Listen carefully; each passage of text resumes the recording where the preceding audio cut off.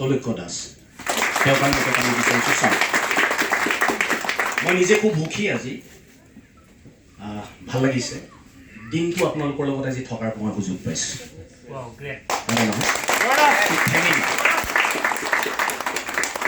এটা কথা হ'ল চাওক 2021 চনটো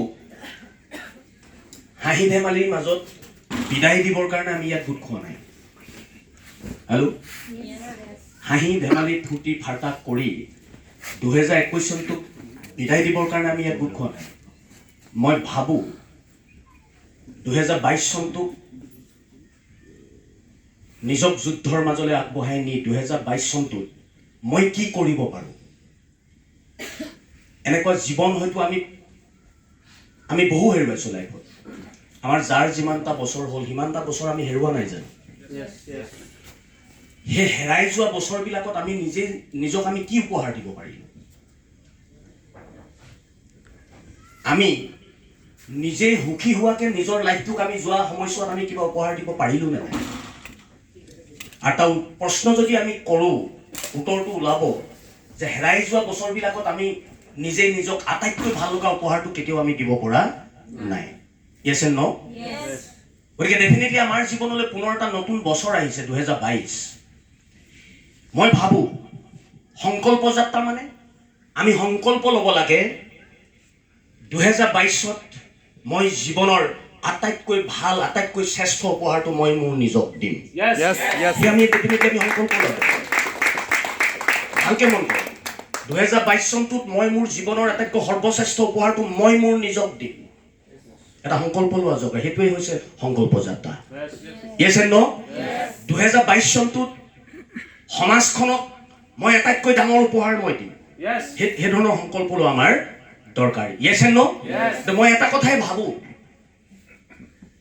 মোৰ জীৱন আজি সলনি হৈছে আজি লোৱা সিদ্ধান্তৰ কাৰণে নহয় 2013 চনৰ 25 অক্টোবৰত মই জীৱনৰ আটাইতকৈ সঠিক সিদ্ধান্তটো লৈছিলোঁ যে পৃথিৱীৰ কি সঠিক সিদ্ধান্ত পৃথিৱীৰ সকলোবিলাক কাম কাজ বাদ দি মই পৃথিৱীৰ সকলো ইনকামৰ ৰাস্তা বাদ দি মই এটা ৰাস্তাতেই মই ইনকাম কৰিম এটা ইণ্ডাষ্ট্ৰিতে কাম কৰিম সেই ইণ্ডাষ্ট্ৰিত কাম কৰি মই নিজক জয় কৰিম সেই ইণ্ডাষ্ট্ৰিত কাম কৰি পৃথিৱী সমাজখনক দেশখনক অসমখনক সৰ্বশ্ৰেষ্ঠ উপহাৰ দিম আৰু সেইটোৱেই হৈছে ডাইৰেক্ট চেলিং মাৰ্কেটিং কৰাৰ সিদ্ধান্ত মই আজি আপোনালোকক এইটো ক'ব বিচাৰোঁ আপোনালোকৰ জীৱনত হয়তো বহুবাৰ বহু ধৰণৰ সিদ্ধান্ত লৈছে কিন্তু আজি যিটো আপোনালোকে সংকল্প ল'ব সিদ্ধান্ত আৰু সংকল্পৰ মাজত পাৰ্থক্য আছে সিদ্ধান্ত লৈছোঁ কালিলৈ এৰি দিছোঁ কিন্তু সংকল্প মানে মই আজি কামটো কৰিম বুলি ভাবিলোঁ কালিলৈ এৰি দিম এইটোক নুবুজায় সংকল্প মানে বতাহ ধুমুহা বিজুলী ঢেৰেকণি যি সমস্যাই নাহক মই এই ৰাস্তাৰে খোজকাঢ়িম মই এইটোৱে কৰিম এইটো কৰি মই পৃথিৱীখনক দেখাই দিম সেই যিটো চেলেঞ্জ এইটোকেই কোৱা হয় সংকল্প আৰু মই সেইকাৰণে প্ৰথমতে আপোনালোকক আহ্বান জনাম হেৰাই যোৱা বছৰ এতিয়া গন্তি কৰি লাভ নাই 2022 চনটোত মই কি কৰিম সেই সংকল্প আমি ল'ব লাগিব yes and no মই আপোনালোকক আহ্বান জনাম চাওক মই প্ৰথমতে এটা কথা কৈ লওঁ ডাইৰেক্ট চেলিং মাৰ্কেটিং কৰি নেটৱৰ্ক মাৰ্কেটিং কৰি লাইফ ষ্টাইল কৰি এজন সাধাৰণ মানুহে জীৱন সলনি কৰিব পাৰে নে নোৱাৰে সেইটোক লৈ এতিয়া আপোনালোকে গৱেষণা কৰাৰ কোনো প্ৰয়োজন নাই আছে কিবা প্ৰয়োজন এম আই লাইফ ষ্টাইল কৰিলে কোটি টকা ইনকাম কৰিব পাৰি নে নোৱাৰি আপোনালোকে এতিয়া চিন্তা কৰাৰ প্ৰয়োজন আছে কিয় নাই আপোনালোকৰ চকুৰ সন্মুখতে এইখন অসমৰ 6-7জন মানুহে মিনিমাম কোটি টকা উপাৰ্জন কৰিছে তাৰ ভিতৰত কোনোবাই 2 কোটি উপাৰ্জন কৰিছে কোনোবাই 3 কোটি উপাৰ্জন কৰিছে কোনোবাই 5 কোটি উপাৰ্জন কৰিছে yes and no 8টা বছৰ কোনোবাই 7 কোটি টকা উপাৰ্জন কৰিছে 8টা বছৰৰ ভিতৰত কোনোবাই এখন মাৰ্চিডিজ লৈছে 8টা বছৰৰ ভিতৰত এই বিজনেছটো কৰি কোনোবাই 2খন গাড়ী লৈছে হেল্ল' yes and no যোৱা সময়ছোৱাত আপোনালোকে যদি দেখে জীৱনত কেতিয়াও তেওঁ চাগে লাইফ ষ্টাইললৈ অহাৰ আগত মটৰ চাইকেল কিনিম বুলিও ভবা নাছিল এনেকুৱা শ মানুহ আজি লাইফ ষ্টাইলত আছে মটৰ চাইকেল কিনিম বুলিও নভবা মানুহে আজি গাড়ী চলাই আছে নে নাই আছেনে নাই 5 লাখ টকা গাড়ীৰ পৰা 10 লাখ টকা গাড়ীৰ পৰা 20 লাখ টকা গাড়ীৰ পৰা কোটি টকাৰ গাড়ীও মানুহে আজি লাইফ ষ্টাইলত কাম কৰি যোৱা 8টা বছৰ ভিতৰত চলাই আছে তাৰমানে মই সেইকাৰণে আপোনালোক লাইফ ষ্টাইল কৰি কোটিপতি হ'ব পাৰিব নে নোৱাৰিব সেইবোৰক লৈ এতিয়া আপুনি টেনশ্যন লোৱাৰ প্ৰয়োজন নাই হেল্ল' আপুনি লাইফ ষ্টাইল কৰি পাৰিবনে নোৱাৰে তাৰ সংকল্প লোৱাৰ বছৰ। আৰু মই এটা কথা আপোনাক কৈছো, চাওক, direct selling industry, life style এনেকুৱা এটা ইণ্ডাষ্ট্ৰী নহয় বোলে হিমালয় পৰ্বত বগোৱাৰ নিচিনা কষ্টকৰ কাম। হেল্ল', আজি বহু মানুহে নিজক প্ৰতিষ্ঠা কৰিবৰ কাৰণে বাঘৰ পিছে পিছেও কেমেৰা লৈ ঘূৰি ফুৰিছে, তেনেকুৱা ধৰণৰ জটিল কাম। Hello' hello' hello', yes and no? আজি বহু মানুহে নিজৰ শৰীৰটো ফুটবলটোৰ নিচিনা গোল কৰি আজি অলিম্পিকত জিকি বিশ্ব ৰেকৰ্ড কৰিবৰ কাৰণেও কষ্ট কৰিছে। সেই ধৰণৰ জটিল কাম নেটৱৰ্ক মাৰ্কেটিং নহয়। কেনেকে গম পালো নহয় বুলি? সাধাৰণ সাধাৰণ মানুহ, সৰু সৰু মানুহ, একদম সৰু সৰু মানুহবিলাক, জীৱনত একো কথা নভবা, কেতিয়াও এনেকুৱা পৰ্যায়লৈ যাম বুলি নভবা মানুহেও আজি নেটৱৰ্ক মাৰ্কেটিং কৰি হেল্ল' বছৰত কোটি টকা ইনকাম কৰা আমাৰ চকুৰ সন্মুখতে অজস্ৰ এক্সাম্পল আছে নে নাই? মই আপোনালোকক এইটোৱে আহ্বান জনাওঁ, মাত্ৰ 2022 চনটো জীৱনৰ সৰ্বশ্ৰেষ্ঠ বছৰ হিচাপে নিজক উপহাৰ দিবলৈ, সমাজখনক উপহাৰ দিবৰ বাবে আপুনি আজি 2022ৰ প্ৰাক্ষণত আপুনি ডেফিনেটলি সংকল্প লোৱা দৰকাৰ আছে। Are you excited? Yes. Are you excited? Yes. পাৰিব? Yes. পাৰিব? Yes. পাৰিব? Yes. মই যে আপোনালোকক সুধিছো পাৰিব নে নাই? Yes. এই উত্তৰটো দিওঁতে কাৰোবাৰ যদি হুহুকাপি চলা হৈছে তেতিয়া গম পাব যে আপুনি নোৱাৰিবও পাৰে। মই পাৰিম, মই কৰিম, মই কৰি দেখাই দিম, সেনেধৰণৰ জুলুম আৰু জুলুম লৈ যদি আপুনি ভাবিব পাৰিছে, হেল্ল', তেতিয়াহ'লে নিশ্চিতভাৱে আপুনি ভাবি লওক যে আপুনি হিলাব পাৰিব, আপুনি জোকাৰিব পাৰিব, হেল্ল', আপুনি আগবাঢ়ি যোৱাত আপোনাক কোনেও ৰখাব নোৱাৰে। Are you excited? Yes. Are you excited? Yes. মই জাষ্ট আপোনালোকক মই বক্তৃতা নিদিওঁ আজি, জাষ্ট মই কেইটামান কথা কৈ মই শেষ কৰিম। শুনক না, আপুনি আপোনাৰ ল'ৰাটোক মাষ্টৰ চাকৰি কাৰণে ল'ৰাটোক পঢ়াইছে, ই মাষ্টৰ কৰিব, সৰু মৰু এটা চাকৰি কৰিব, ই পুলিচ কৰিব, ই আৰ্মি কৰিব, ই কলেজৰ ল'ৰা পঢ়াব, হেল্ল', হেল্ল', ই হাইস্কুলৰ মাষ্টৰ হ'ব, ই কিবা এটা চাকৰি কৰিব, এনেকৈ বুলি ভবাৰ আগত আপুনি প্ৰথম এটা বস্তু চাব, আপোনাৰ ঘৰৰ ওচৰত পুলিচ চাকৰি কৰা মানুহ আছেনে নাই? আৰ্মি চাকৰি কৰা মানুহ আছেনে নাই? আপোনাৰ ল'ৰাটোক আৰ্মি বনোৱাৰ আগত আপুনি প্ৰথম চাব আপোনাৰ ঘৰৰ কাষে ওচৰে পাজৰে থকা পুলিচ আৰ্মি কৰা মানুহবিলাকৰ জীৱন পদ্ধতিটোক লৈ আপুনি ছেটিছফাই হয়নে নহয়? হাইস্কুলৰ যে মাষ্টৰ কৰি আছে হাজবেণ্ড এণ্ড ৱাইফ, আপোনাৰ ল'ৰাটোক আপুনি হাইস্কুলৰ মাষ্টৰ বনোৱাৰ কথা ভাবিছে? বনোৱাৰ আগত আপুনি সদায় ভাবিব আপোনাৰ ঘৰৰ ওচৰে পাজৰে থকা হাইস্কুলৰ মাষ্টৰকেইটাৰ জীৱন পদ্ধতিটো লৈ আপুনি ছেটিছফাই হয়নে নহয়? হেল্ল', যদি তেওঁলোকৰ জীৱন পদ্ধতিক লৈ আপুনি সুখী হয় তেতিয়াহ'লে আপোনাৰ ল'ৰাটোক আপুনি মাষ্টৰ বনাওক। আৰু তেওঁলোকৰ জীৱন পদ্ধতিটোক লৈ আপুনি যদি সুখী নহয় তেতিয়াহ'লে আপোনাৰ মৰমৰ ল'ৰাটোক সেই কামটো কৰিবৰ কাৰণে আপুনি কিয় পঠাব? বুজি পাইছে? বুজি পাইছে? আৰু মই আপোনাক ক'লো সেই কাৰণটোতে মই চাকৰিৰ প্ৰতি আকৰ্ষিত নাছিলোঁ, কেলে মোৰ মা দেউতা দুইজন শিক্ষক আছিল, হেল্ল', দুইজন হেড টিচাৰ হৈ ৰিটায়াৰ হৈছে, আৰু মোৰ মা দেউতাৰ দুইজনৰ জীৱন ধাৰণ পদ্ধতিটোত মই ছেটিছফাই হোৱা নাছিলোঁ, হেল্ল', মোৰ মা দেউতাই দুইজনে ঘৰৰ এটা পকা খুটা বনাব নোৱাৰিলে, তেতিয়া মই গম পালোঁ ময়ো যদি মা দেউতাই দুইটাই গোট খাই যিমান টকা দৰমহা পায় সিমান ডাঙৰ চাকৰি এটা যদি ময়ো কৰোঁ তাহলে ময়ো জীৱনত পকা খুটা তুলিব নোৱাৰিম। Yes and no? Yes and no? Yes and no? এটা সাংঘাতিক বিজনেছ হয়নে নহয় মোক কওক না আপোনালোকে? এইটো এটা সাংঘাতিক বিজনেছ হয়নে নহয়? হয়। সিমানটো আপোনালোকে বুজি পাইছে নে নাই যে ডাইৰেক্ট চেলিং মাৰ্কেটিঙৰ জৰিয়তে এজন চহী মাৰিব নজনা মানুহেও হেল্ল' ইতিহাস সৃষ্টি কৰিব পাৰে। ইমানটো বুজি পাইছে আপোনালোকে? যদি বুজি পাইছে তেতিয়াহ'লে এই কামটো হতে আপোনালোকে নিজক উৎসৰ্গা কৰাৰ প্ৰয়োজন আছেনে নাই? আছেনে নাই? আৰু মই আৰু এটা কথা কওঁ, চিক্ৰেট শুনক, মই সদায় কি ভাবোঁ জানে? মই অকল এটা বছৰ জীয়াই থাকিম, মই সদায় সেইটোৱে ভাবোঁ, মই কেৱল এটা বছৰ জীয়াই থাকিম, মোৰ জীৱনৰ সকলো আধাৰ হোৱা কাম মই এটা বছৰ ভিতৰত কমপ্লিট কৰিব লাগিব, কেলে এটা বছৰ পিছত মই জীয়াই নাথাকোঁ। এনেকৈ মই যেতিয়া ভাবি লওঁ নহয়, কেতিয়াবা মোৰ যদি জিৰণি ল'বলৈ মন যায়, কেতিয়াবা যদি আৰাম কৰিবলৈ মন যায়, কেতিয়াবা যদি এলাহ আহে, মই সদায় ভাবি লওঁ মোৰ 365 দান আছে, মোক পৃথিৱীখনত বহু আধাৰুৱা কাম ৰৈ গৈছে, বহু কাম কৰিব লাগিব। সেইধৰণে ভবাৰ লগে লগে মোৰ স্পীড আকৌ কামৰ বাঢ়ি যায়। মই আপোনালোকক এইটো আহ্বান জনাম, একবাৰ আপুনি নিজৰ আৰে ভাই হ'বওতো পাৰে, আপোনাৰ মোৰ জীৱনত এটা বছৰ হয়তো ইয়াৰ পিছৰ হয়তো আমিতো নাথাকিবওতো পাৰোঁ, হেল্ল', কিন্তু আপোনাৰ পৰিয়ালটোৰ কাৰণে আপোনাৰ কৰিবলগীয়া বহুত কাম আছেনে নাই? কিবা কাৰণত এটা বছৰ পিছত যদি আপুনি নাথাকে, একবাৰ সেইটো চিটুৱেশ্যনটো ইমাজিন কৰক, একবাৰ আপুনি তেনেকৈ ইমাজিন কৰক যে এটা বছৰ পিছত এইখন পৃথিৱীত মই নাথাকোঁ, মই ইমানেই আপোনাক ক'লোঁ, না আপুনি খাব পাৰিব, না শুব পাৰিব, না ৰ'ব পাৰিব। আপুনি অন্য কথা বাদ দিয়ক, অকল পৰিয়ালটোৰ কথা ভাবি, ল'ৰা ছোৱালীকেইটাৰ কথা ভাবি, আধাৰুৱা কামবিলাকৰ কথা ভাবি, অসম্পূৰ্ণ জীৱনটোৰ কথা ভাবি, আপুনি যোৱাৰ পিছত পৰিয়ালটোত যি হাহাকাৰ আহিব, সেই দৃশ্যটো আপুনি হৃদয়ংগম কৰি মই খাটাং কৰি কৰোঁ। আপুনি এটা ছেকেণ্ডো এটা ছেকেণ্ডো আপুনি ঘৰত বহি থাকিব নোৱাৰে। আৰু এটা কথা মই আপোনালোকক কওঁ, এনেকুৱা পৃথিৱীত কিবা কাম আছে আপোনালোকৰ হাতত? এটা বছৰ পিছত যদি পৃথিৱীৰ পৰা আপুনি হেৰাই যায়, এটা বছৰ ভিতৰতে যিকোনো কাম কৰি পৰিয়ালটোক এটা সুন্দৰ জীৱন দি থৈ যাব পৰা ৰাস্তা আপোনালোকৰ হাতত আছে? পাৰিব? আপোনালোকে যিবিলাক কাম কৰি আছে সেই কামবিলাকৰ জৰিয়তে এটা বছৰ ভিতৰত সেই কামটো কৰি কৰি পৰিয়ালটোক আপুনি এষ্টাব্লিছ কৰি থৈ যাব পাৰিব? পাৰিব? যদি নোৱাৰে, এটা ৰাস্তা আপোনালোকৰ হাতত আছে নে নাই? That is directly marketing. মই এটা কথা কওঁ আপোনাক, মই জইন কৰা প্ৰথম বছৰটোত মই STC জইন কৰি ফাৰ্ষ্ট ইয়েৰত মই STC, মই ছেকেণ্ড ইয়েৰত মই NTC, থাৰ্ড ইয়েৰত মই CTC, ফ'ৰ্থ ইয়েৰত মই ITC। অৰ্থাৎ মোক ITC হ'বৰ কাৰণে মাত্ৰ 4টা বছৰ লাগিছিল। কেলে গম পালে? মই ৰেষ্ট লৈ কামেই কৰা নাছিলোঁ। আজি আপোনালোকে লাইফ ষ্টাইলৰ সোণৰ চামুচ মুখত দি জন্ম হৈছে, জানে নে নাই কথাটো? সোণৰ চামুচ মুখত লৈ জন্ম হৈছে। কেলে?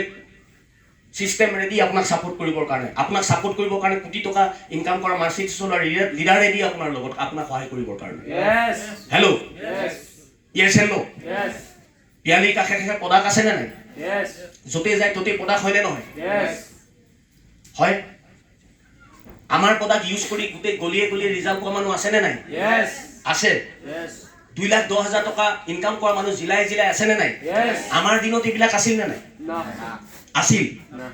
ৰাস্তাই ৰাস্তাই য'তে ত'তে আমি প্ৰডাক্ট পাওঁ। দিল্লীৰ পৰা প্ৰডাক্ট আনিছিল।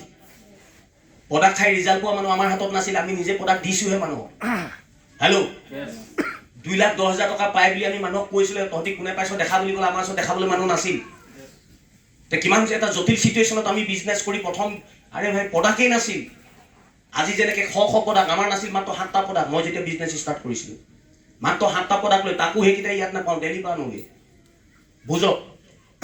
কেলে এই কথাটো ভালকে বুজি লওক। এনেকুৱা জটিল চিটুৱেশ্যনত এটা বছৰ কাম কৰি মই STC। কোনো মানুহে লাইফ ষ্টাইলৰ নামেই নলয়, নেটৱৰ্ক মাৰ্কেটিঙৰ নামেই ল'ব নিবিচাৰে।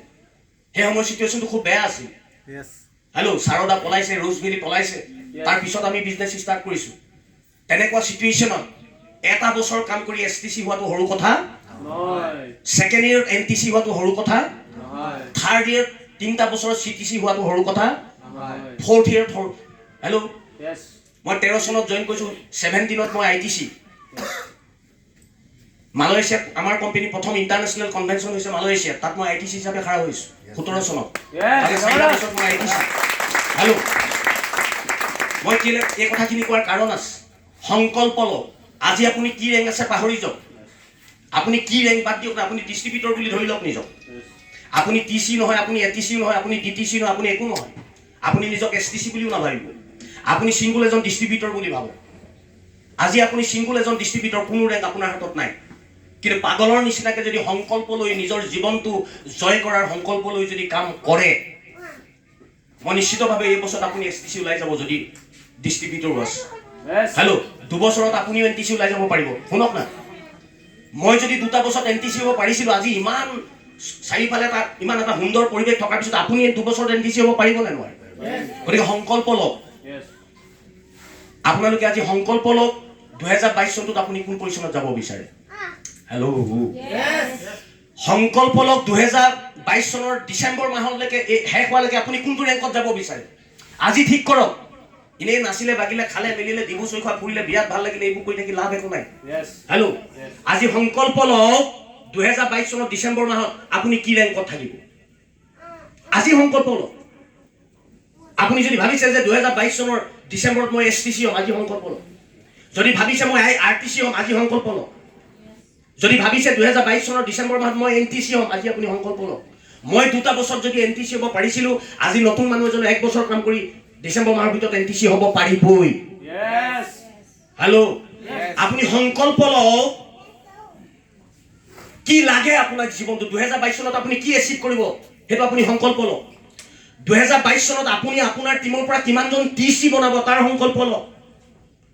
2022 চনত আপুনি কিমানটা নিজৰ গ্ৰুপত ৱৰ্কশ্বপ পাতিব, তাৰ সংকল্প লওক ইনে নহ'ব সব আছে বাট আপুনি কাম কৰি সংকল্প লৈ কাম কৰিব মই আপোনালোকক ইমানটো আহ্বান জনাওঁ আজি যাত্ৰাটোৰ নাম কি দিলো আমি আমাৰ যাত্ৰাৰ নাম কি অথনি বাটো চাই আছে সংকল্প যাত্ৰা এতিয়া আপুনি কি সংকল্প ল'ব মোক সেইটো কওক সংকল্পটো লৈ যাব লাগিব ইয়াৰ পৰা হেল্ল' আমি সংকল্প লৈ যাম নে নেযাম আমি কি সংকল্প ল'ম নাম্বাৰ 1 2022 চনৰ ডিসেম্বৰ মাহত মই এইটো ৰেংকত উপস্থিত থাকিম সংকল্প ল'ব আপোনালোকে এটা জবৰদস্ত হাততালি মাৰক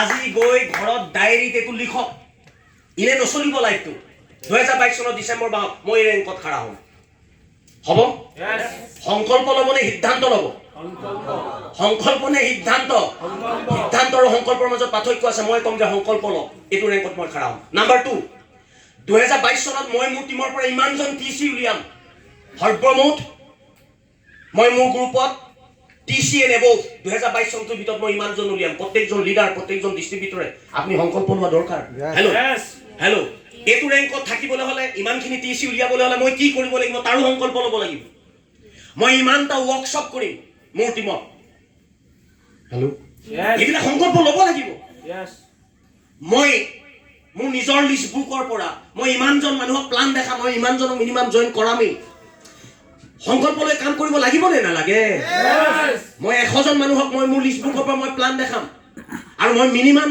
30 জনক মই মোৰ লিষ্টৰ পৰা জয়েন কৰাম ডাউনলাইনৰ মানুহটো থাকিবই ডাউনলাইনৰ জয়েন কৰা মানুহকেইটা আপুনি জয়েন কৰিছে বুলি ভাবি দেখি লাভ নাই এটা সংকল্প লওক মই নিজে মোৰ নিজৰ লিষ্ট বুকৰ পৰা নিজৰ চিনাকি মানুহ হেল্ল' মই প্লান দেখাই মিনিমাম 2022 চনটোত মই 50 জন মানুহক মই নিজে জয়েন কৰাম তেনেকুৱা সংকল্প লৈ কাম কৰক এইবিলাক যদি আপুনি সংকল্প লয় সিলিং এচিপাৰ নহও বুলি ক'লেও আপুনি সিলিং এচিপাৰ হ'ব এনটিসি নহও বুলি ক'লেও আপুনি এনটিসি হ'ব হেল্ল' কৰিব নে নাই যি কৰিব ৰণত জিকিব আৰু যি নকৰে ৰণত পৰিব হাৰিব আগবাঢ়িব নোৱাৰে মনত ৰাখিব বুজি পাইছে সব আছে লাইফ ষ্টাইল কৰিলে আপুনি কি নাপায় মোক কওক না হেল্ল' লাইফ ষ্টাইল কৰিলে আপুনি কি নাপায় জীৱনত নিবিচৰা বস্তু মানুহে পাই গৈ আছে হাঁহি ধেমালি ফূৰ্তিৰ মাজত পইচা ঘটি থাকক ইয়াৰ প্ৰধান বৈশিষ্ট্যটো ডাইৰেক্ট চেলিং মাৰ্কেটিঙৰ কি এণ্টাৰটেইনমেণ্ট ফূৰ্তি ফাৰ্তা হাঁহি ধেমালি নিজৰ লাইফটো এনজয় কৰি পইচা ঘটক আটাইতকৈ ডাঙৰ কথা এইটো বেলেগ কামতো মানুহে পইচা ঘটিছে নিজক শুকুৱাই পইচা ঘটিছে ডাইৰেক্ট চেলিং মাৰ্কেটিং ওলোটা নিজক হহুৱাই নিজক ফূৰ্তি ফাৰ্তা এটা লাইফ এণ্টাৰটেইনমেণ্টৰ মাজত ৰাখি মানুহে কোটি টকা ঘটি আছে সেইটো হৈছে প্ৰধান কথা ইয়েছ এণ্ড নো বেলেগ কামত গোটেই জীৱনটো মৰা আগমুহূৰ্তলৈকে পইচা ঘটিও মানুহে পইচা জোৰাবগে পৰা নাই মন কৰিব লাইফ ষ্টাইলত আপুনি জীৱনৰ মাত্ৰ 5টা বছৰ মৰি কাম কৰক তাৰপিছত আপুনি পইচাৰ কাৰণে কাম কৰিব নালাগে এইবিলাক আছে নে নাই আপুনি মৰি যোৱাৰ পিছত আপোনাৰ পৰিয়ালৰ কি হ'ব হেতুক লৈ আপুনি টেনচন লোৱাৰ প্ৰয়োজন নাই 5টা বছৰ কাম কৰক মই আৰু এটা কথা কওঁ কোটি টকা ঘটিবৰ কাৰণে কাম নকৰিব কোটি টকা ইনকাম দিব পৰা টিম এটা বনাবৰ কাৰণে কাম কৰক বহুত মানুহে কৰোৰ টকা ঘটিবৰ কাৰণে কাম কৰে হেল্ল' আমি কৰোৰ টকা ঘটিবৰ কাৰণে কাম নাই কৰা কৰোৰ টকা ইনকাম দিব পৰা টিম বনাবৰ কাৰণে ডে এণ্ড নাইট কাম কৰি আছো বুজি পাইছে গলে টিম বনাবৰ কাৰণে কাম কৰক আৰু তেনেকুৱা ধৰণৰ টিম যদি আপুনি বনায় মৰি যাওক না আপুনি কোনো প্ৰব্লেম নাই পৰিয়ালে পইচা আহি থাকিব না নাথাকে যমুনা মেমলে আজি পইচা আহি আছে নে নাই আমাৰ বহু লিডাৰ মৰিছে তেওঁ বনাই থকা টিমটোৱে বিজনেছ বাদ দিয়া নাই হেল্ল' তেওঁ মৰাৰ পিছতো টিমে কাম কৰি আছে তেওঁ ফেমিলিলে পইচা আহি আছে নে নাই কি পায় নেটৱৰ্ক মাৰ্কেটিং কৰিলে ফেমিলি সিকিউৰিটি আছে এণ্টাৰটেইনমেণ্ট আছে নে নাই ৰিকগনাইজেশ্যন আছে মান সন্মান আছে লিডাৰশ্বিপ আছে মানুহ এটা অকল মানুহৰ এটা বস্তু মনত ৰাখক মানুহৰ কেৱল পইচাই ভোক আছে এনেকুৱা নহয় মানুহৰ পইচা কোটি হলেও মানুহ জীৱনত শান্তিত থাকিব নোৱাৰিব যদি বেলেগ বস্তুবোৰ তেওঁ নাথাকে হেল্ল' অকল পইচাই মানুহ জীয়াই ৰাখিব পাৰিব অকল পইচাই জীয়াই ৰাখিব পাৰিব তেওঁৰ কোনো মান নাই সন্মান নাই লিডাৰশ্বিপ নাই হেল্ল' স্বাস্থ্য ভাল নহয় হেল্ল' তেওঁ মৰাৰ পিছত ফেমিলি কি হ'ব তাৰ কোনো ঠিক ঠাক নাই তেতিয়া মানুহ শান্তিত থাকিব পাৰিব মই ইমানটোৱে কৈছো নেটৱৰ্ক মাৰ্কেটিং এইকাৰণেই এটা শ্ৰেষ্ঠ বিজনেছ কেৱল পইচাই নহয় এজন